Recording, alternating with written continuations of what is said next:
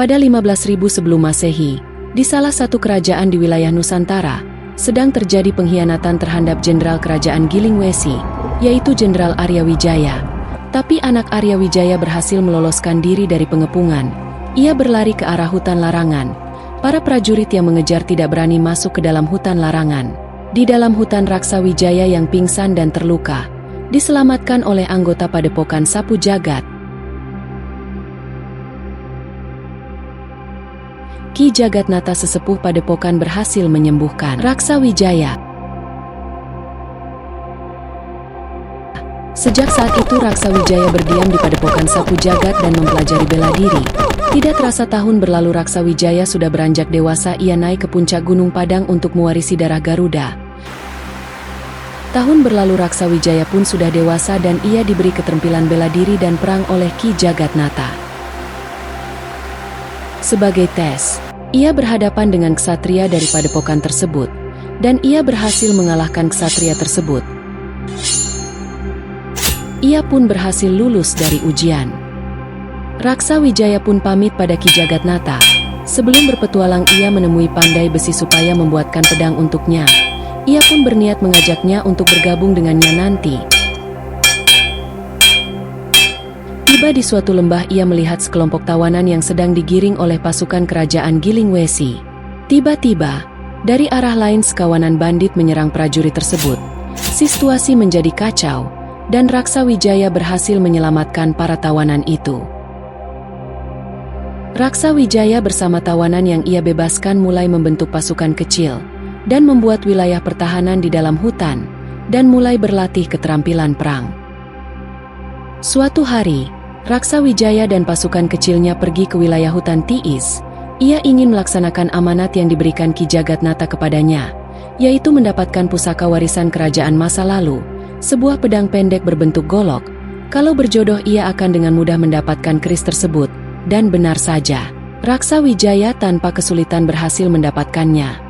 Mereka pun kembali ke markas mereka lewat jalan lain. Untuk memenuhi kebutuhan dan memperbesar pasukannya, Raksa Wijaya dan pasukannya selalu menyerang setiap karavan dari kerajaan Gilingwesi, baik yang mau berdagang atau membawa tawanan budak. Raksa Wijaya selalu merampasnya. Setahun berlalu pasukannya pun semakin besar. Suatu hari Raksa pergi menemui 5 suku luar di wilayah kerajaan Gilingwesi. Suku ini adalah suku Wiraguna, suku prajurit, suku Nagawulung, suku tabib dan mistik, suku Giri Mandala, suku ahli pertanian, suku Segara Langit, suku para pelaut, suku Sagara Jaya, suku para pengrajin dan pandai besi. Kelima suku ini tidak pernah akur, selalu berperang satu dengan yang lainnya. Raksa Wijaya berkata, apabila tidak bergabung dengan saya, maka kita akan berperang. 2 suku terbesar dari kelima suku menolak. Akhirnya pertempuran pun pecah. Raksa Wijaya berperang dengan 2 suku terbesar, yaitu suku Wiraguna dan suku Sagara Langit. Setelah pertarungan sengit, Raksa Wijaya berhasil mengalahkannya.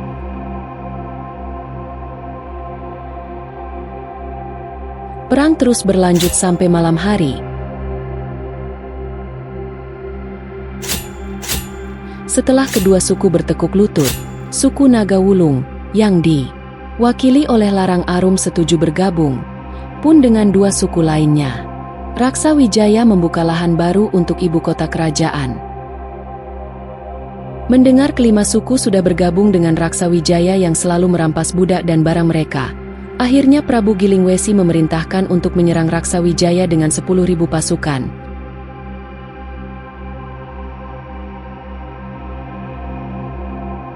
Sementara Raksa Wijaya menyiapkan 5.000 pasukan. Pertempuran pun pecah, dengan strategi capit urang yang memutus jaluri infanteri. Raksa Wijaya pun berhasil membuat kocar-kacir pasukan musuh.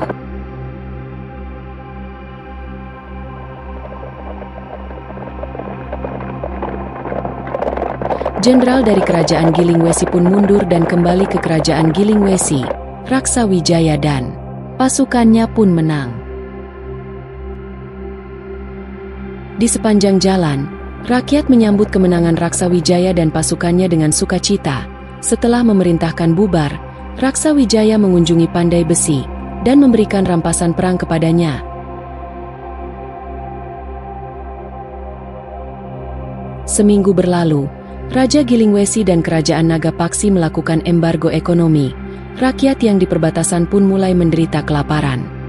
Raksa Wijaya beserta para tetua suku membahas cara melalui embargo ekonomi ini. Di wilayah darat dikuasai oleh Kerajaan Nagapaksi sementara di wilayah laut dikuasai Kerajaan Gilingwesi. Akhirnya mereka sepakat untuk menembus blokade laut yang dikuasai Kerajaan Gilingwesi untuk menuju ke selatan guna membeli suplai yang dibutuhkan rakyat seperti bahan makanan, pakaian serta obat-obatan. Raksa Wijaya bersama pasukannya dan pasukan dari suku Sagara Langit yang ahli maritim pun bersiap. Sementara pasukan ke selatan dipimpin oleh Larang Arum dari suku Nagawulung dan Raksa Wijaya kembali ke markas.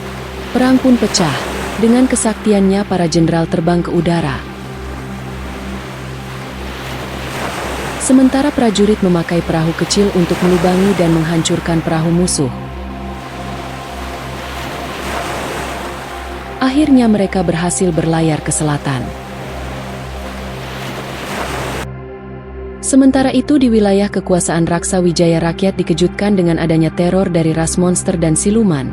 Untuk mengatasi hal ini Raksa Wijaya mengadakan pertemuan kemudian dia pergi menemui ketua suku Nagawulung yang memang ahli dalam bidang mistik dan ketabiban. Tetua suku memberitahu bahwa di sebelah barat di hutan Sancang memang dihuni oleh monster dan siluman.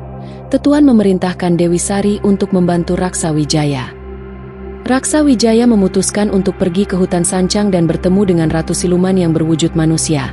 Ratu Siluman setuju berdamai asal Raksa Wijaya memberikan sepertiga wilayahnya kepada Ratu Siluman. Raksa Wijaya pun menolak, perang tak bisa dihindari.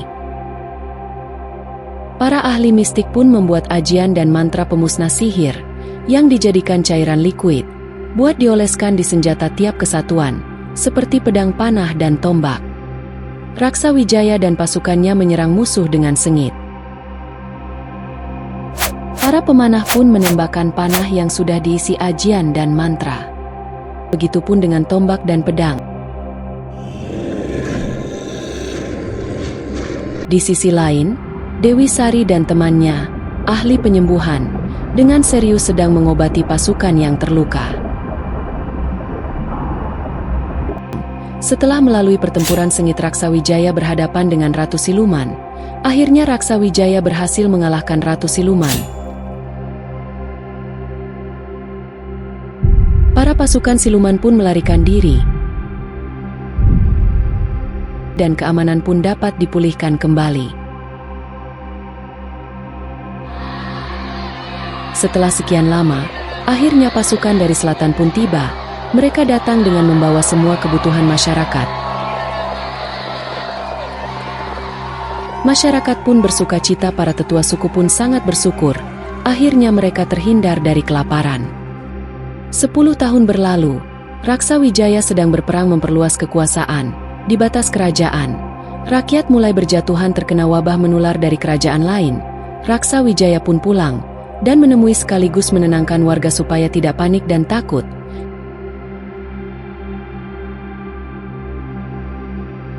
Ia mengumpulkan ahli dari suku Nagawulung untuk meneliti wabah